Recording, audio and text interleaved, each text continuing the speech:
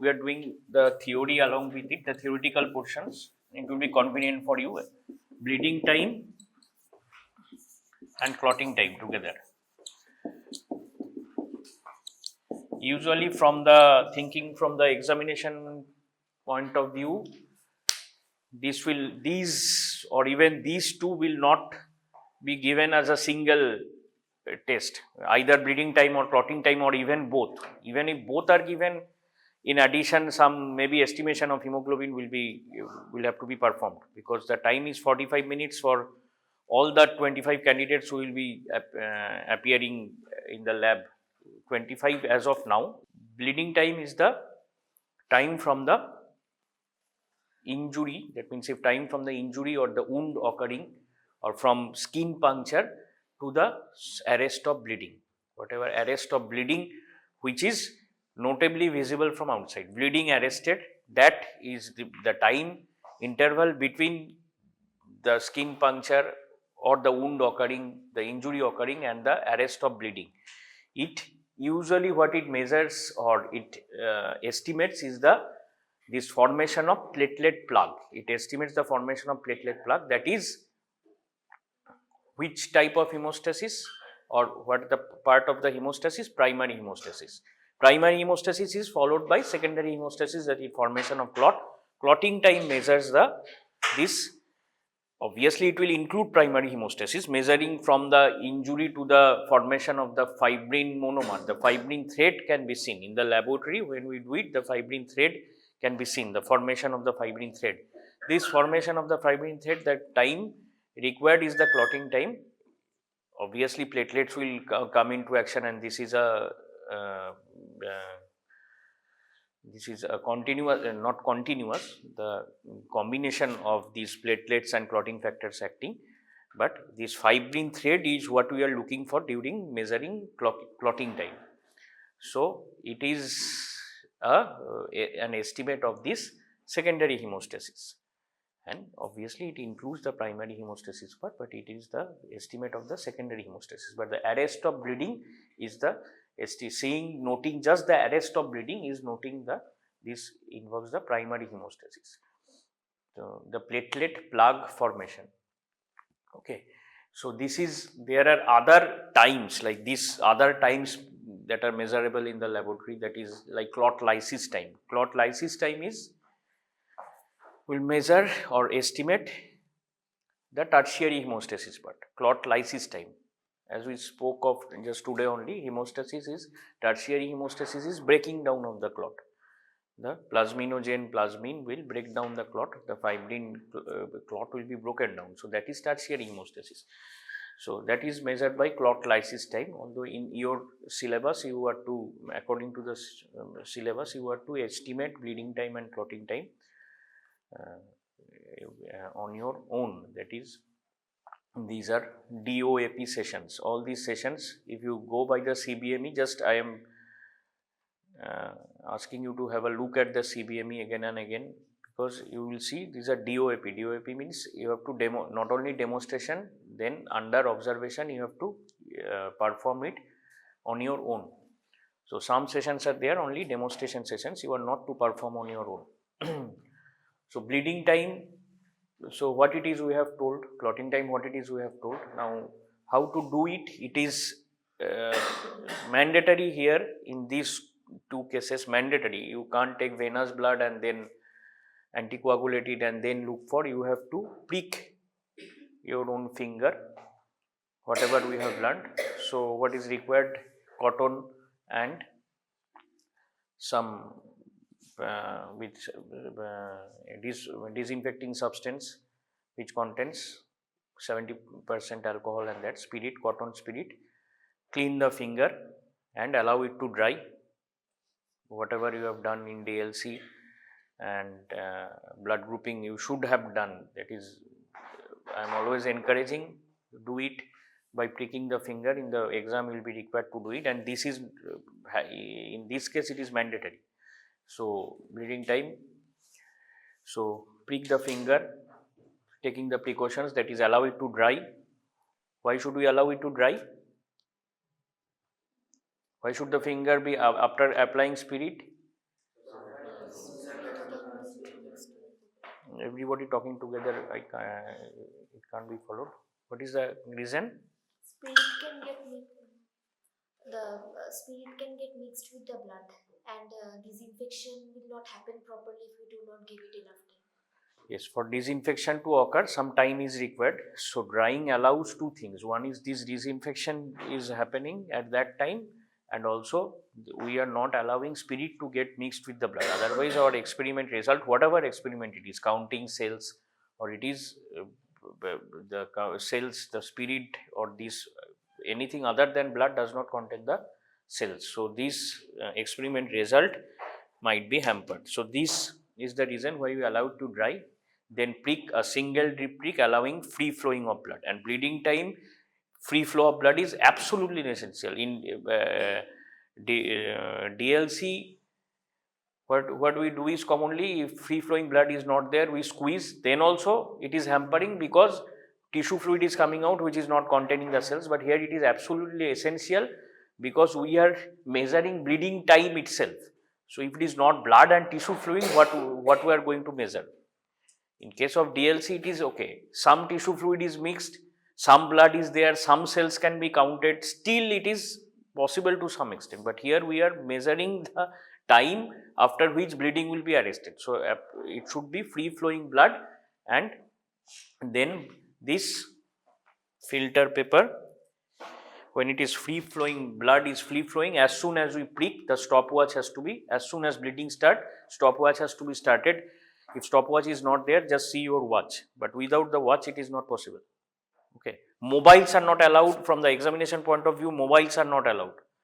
So either it has to be a stopwatch or a watch with a seconds clock. Okay, because it will require firstly it will require few minutes only, and then we have to touch this filter paper to the blood, the free flowing blood, every 15 or 30 seconds. In the book it is written, some books it is written 30 seconds, it may be 15 seconds, I'll tell, it might be done at 10 seconds also, I'll tell you why. But even if 30 seconds, so you have to see the watch and touch the filter paper to the bleeding drop, to the blood which is coming out every 30 seconds. Now how? So for the beginners it is advisable, right along this edge of the, this is a filter paper which is cut into half. So along the round edge, write 1, 2, 3, 4, 5, 6, 7, 8, say up to 10. It may be just at certain intervals, 1, 2, 3, 4, maybe up to 10. It is usually does not require more than, say, it won't require more than 5 minutes. So 30 into 10 is 300 seconds. So blood has to be, it has to be touched to the blood. So it usually 10 will be enough. Say bleeding will stop at 6th or 7th. So this is just, that is what we have to note. This is not theoretical. Where the bleeding stops, that we have to note. So touch the blood drop for beginners. Otherwise, it is, even if it is not written, there is no harm. Just they touch the blood drop at, and you have to remember which one is the earlier one, which one was the later one. At one point, bleeding will stop. What is usually expected is that as we go on touching after 30 seconds, the blood drop, it will reduce in size, and ultimately at one point when we touch, there will be no blood drop on the filter paper. That means bleeding has stopped. Now, if there are say 7 drops, very simple, if there are say 7 drops, it's 30 into 7. So the time at which bleeding started is 0 time. So immediately stopwatch was started and the first drop was taken. So if it is 0 time, yes, humanly it will be say maybe 3-4 seconds, 5 seconds have elapsed doing all this, but it is considered as 0 time. So 0 time, say it is 6 drops have been obtained, expected that the drops will subsequently reduce in size. Finally there is no drop. So if the, after 6 attempts, if at the 7th attempt there is no drop, it's 30 into 7, 210. So 210 seconds means 3 minutes and 30 seconds. So bleeding time is 3 minutes and 30 seconds. Theoretically it is written it by this method, 2 to 6 minutes is the result which will usually get 2 to 6 minutes. Usually it's less than 5 minutes. maximum 4 minutes, 5 minutes, but we have to see that. So if it is 7 drops, then 210 seconds. Now one thing which is written in books is that this is what is written in books: 30 into 7 210, or 30 into 6 180, so it's 3 minutes, 30 into 5 150, so it's 2 minutes 30 seconds, right? Now just think about it. You get one drop, after 30 seconds you get another drop, so bleeding has not stopped. Maybe it has reduced in size, or maybe the first 2 drops are equal in size, then it will gradually reduce. 3 drops, 4 drops, so 4 drops, 5th drop, 6th drop we do not get. So what is the time? 30 into 6 180, it's 3 minutes. Now actually, do we know when the, just think about it, we are writing the bleeding time as 3 minutes, as we have not got the blood drop at the 6th one, that is the 180th second. But actually we do not know at the 150th second blood drop was there. Just ignore the first 4-5 seconds which may be required to just our noting the time, even if not the stopwatch, if we are noting the time, that also not. So ignore that. Whatever we are taking the first drop though, that is considered as 0 time. Now at the 150th second, bleeding is still occurring. Bleeding has not been arrested. At the 180th second, bleeding has been arrested. So we are writing bleeding time is 180 seconds. But actually, do we know between 150 and 180 when the bleeding has stopped? Maybe it has stopped as at 160, maybe at 158, maybe at 170, right? So we are not observing it at the 180th second, bleeding is no more found, but it has been arrested probably sometime, not exactly at the 180th, but somewhere between 150 and 180. So though it is not written in books, I will suggest you write bleeding time is between 2 minutes 30 seconds and 3 minutes. Write means just write your result. In the practical examination, you are not required to write the procedure, although in your practical notebook you will write it. This is the Duke's method. There are other methods, so we follow the Duke's method. You write Duke's method. Don't try what students are doing in practical notebooks. Practical notebooks are meant for writing whatever you are doing it with your own hands in the lab. That is the purpose of the DOAP sessions. There are so many demonstration sessions and theoretical sessions. You are not making notebooks on, you are not required to make notebooks on that. That means officially. So practical notebooks, write whatever you are doing. So write the procedure, you write the Duke's method. What students are doing, they are writing all theoretical, whatever methods are available in different labs, they are given in books. Practical notebook is not for noting down whatever there is there in the book. Whatever you do, you have to write that down. So this method, Duke's method for measuring bleeding time, it's usually theoretically, it is expected 2 to 6 minutes, but whatever result you have got, you will write.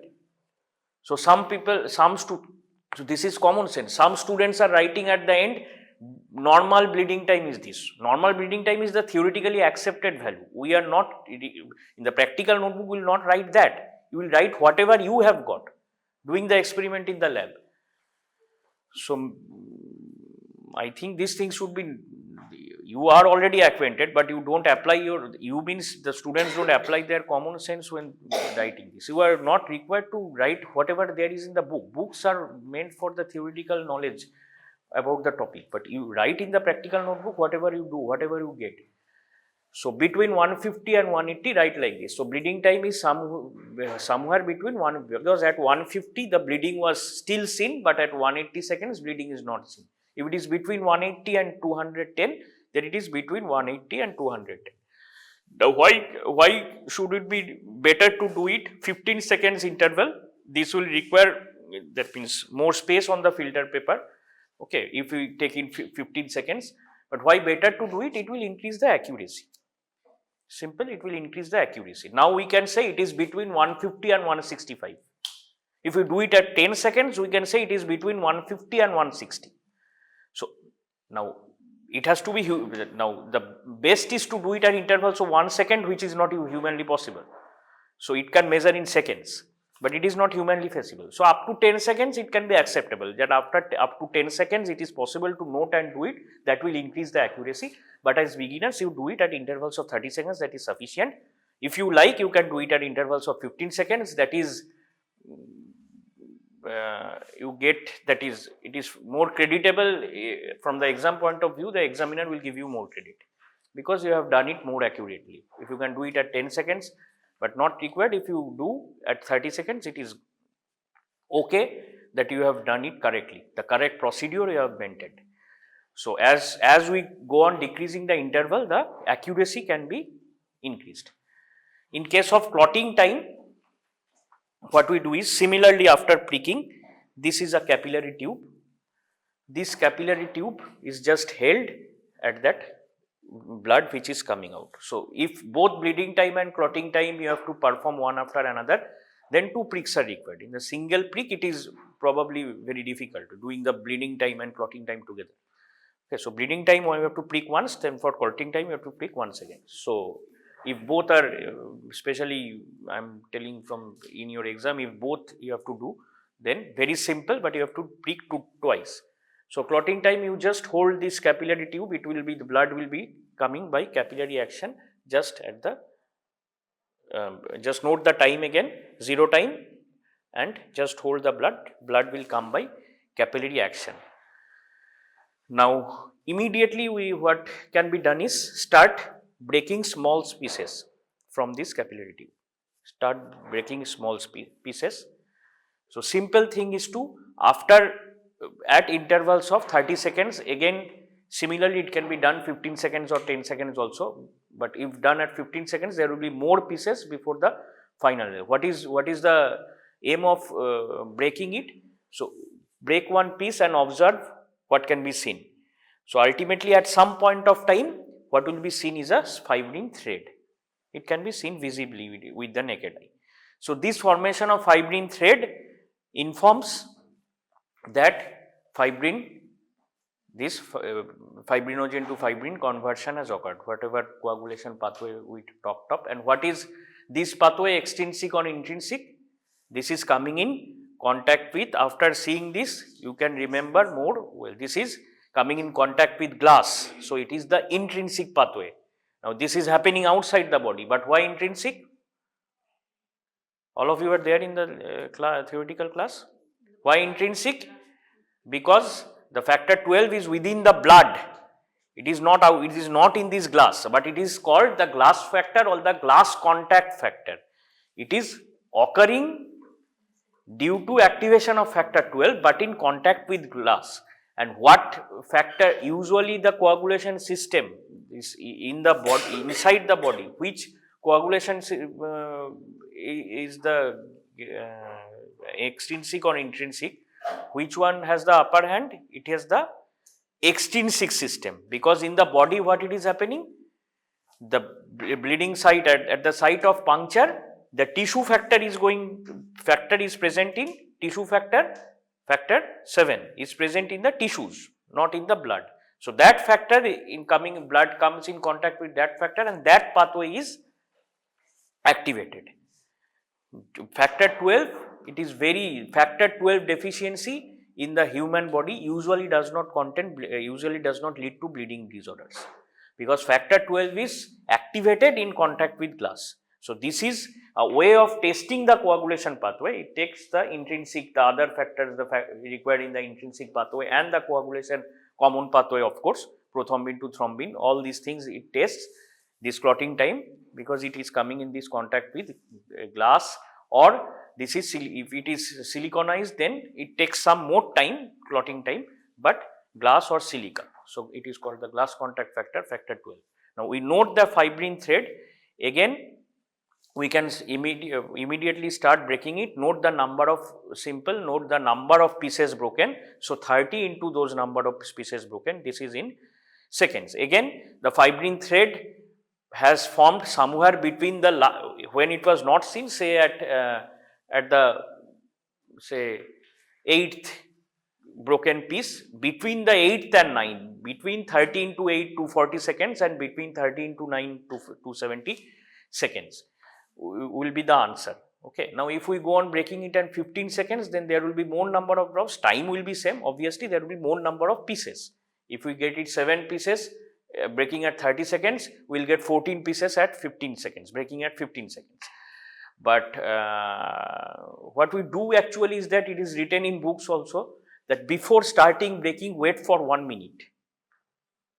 Wait for 1 minute, and after getting the result 30 into this number of pieces, add 1 minute to the final answer. So this is from the scientific point of view, it is a bit foolish. So there is no need to do this, but what is happening? We are using this. This is actually economic. What we can do is we can break at smaller intervals, break more species. We can use multiple capillary tubes. We hold one after another. This is almost taken. We hold one capillary tube. Blood will be sucked immediately by capillary action, and keep it like this. Just to aid the aid of, although this will be sucked by capillary tube by capillary action, just to aid it any gravitational aid. So keep it, hold it like this, not like this. So hold it like this during taking the blood. We may take 2 capillary tubes also, but that is considered as wastage of capillary tube. 1 minute is given. By chance, if the capillary tube is not sufficient, the length of the capillary tube is not sufficient, all pieces are broken, still we don't have the fibrin thread, then we have, that's why it is asked to wait 1 minute. Now you may say, why 1 minute? Then we could have waited for 2 minutes, okay, and add 2 minutes at the last. So this is why it is scientifically foolish, because yes, we can do it also, but if we do it instead of 2 minutes, if we go to 3 minutes, maybe fibrin thread has occurred before that. So what we do is wait for 1 minute, but scientifically it is not required. Scientifically you can break, if we take say 2 capillary tubes, it will be sufficient. But to make it economic, we do this. Waiting for 1 minute, it has no, scientifically it has no explanation. But from the economic point of view, waiting for 1 minute, breaking into pieces, probably 1 capillary tube will be sufficient. 1 minute plus the 30, if it is 30 seconds, 30 seconds into number of pieces, that will come to some minutes plus 1 minute is the clotting time from the 0 time. So very simple. It will take hardly 15 minutes if you do it from gathering the apparatus and all to the finishing. So again, from in the examination, along with it, maybe blood grouping or hemoglobin you have to do, or any one of bleeding time and clotting time along with that hemoglobin estimation or something. And questions in this case probably would be direct, determine bleeding time, determine clotting time. But in other experiments, from the examination point of view, questions usually won't be direct. In hemoglobin, it will be calculate the oxygen carrying capacity or some RBC indices which I have not still discussed till now. So that is how it is done. So if we consider today's topic, there is nothing more to discuss, except if you consider theoretical aspects, there is a lot to discuss. So whatever we have discussed till now, whatever we will discuss in the next theoretical session, all are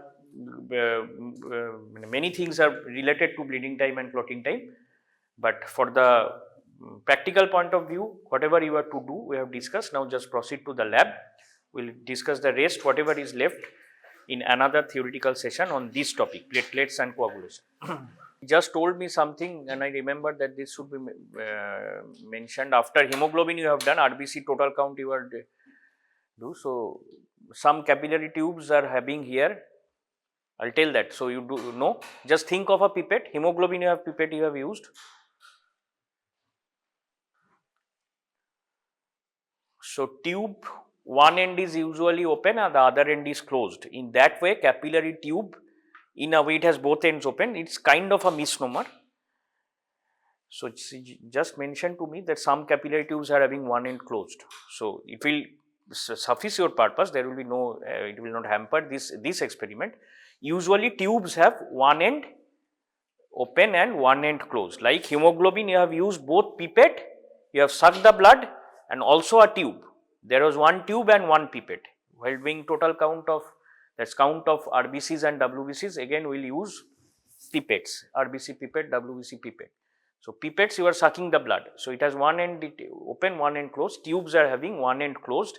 Now in that way, these capillary tubes are supplied. This is the capillary tube is named after some one person called Almroth Wright. So it is called the Wright's capillary tube also. So Wright's capillary tube method, the capillary tube usually has both ends open and it's kind of a misnomer. Okay, but it is called like that. It looks like a tube. So some ones here are having one end open and it will not hamper your result. Doing the experiment is in the same way, you can do it. So prick the finger according to the precautions, very simple experiment. But again, that single deep prick, that is the of primary significance. Squeezing out blood, pressing out, this will not help. Results can be obtained. Okay, if we don't have blood, if we have tissue fluid, where will the fibrin thread come from? What arrest of bleeding? How will we note? Clotting really quickly. No, it's not clotting. There is, I think that means the prick is not done. that is the reason actually. Okay. So I'll make It is not clotting. Don't use non-technical terms. Again, clotting. Here it is arrest of bleeding. Yes, sir. That is, you are saying that bleeding does not continue for the expected time. Yes, it is expected that it has to be free flow of blood. Then only the bleeding time can be measured correctly. Sir, how do we know that our prick is perfect? Means good enough. It should last for how long the bleeding time? No, that is not that is what we are deciding over here. What is the bleeding time? It is usually free flow.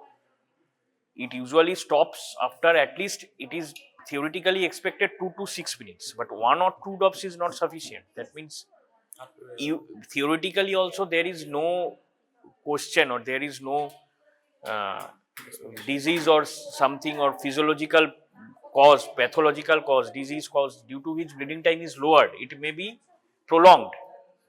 Bleeding time usually prolonged in various diseases. We are now you are learning, we are considering ourselves, you all are probably healthy, no bleeding disorder. So it will be normal, but bleeding time can't be decreased. Bleeding time can be prolonged in diseases like platelet issues with platelets, platelet counts, platelet qualitative defects in platelets, clotting disorders. Not clotting disorders actually. In hemophilia, this what is affected is clotting time. Clotting time. Sir, here the time interval which I have taken is about 15 seconds. Should I take it more or less? If you have taken it 15 seconds, then it is It's still about 45. it's Then only maybe I'll 45 stop. seconds. So, sir, should I, means whenever we do it in the examination? You do it, it is enough if you do it 30 seconds.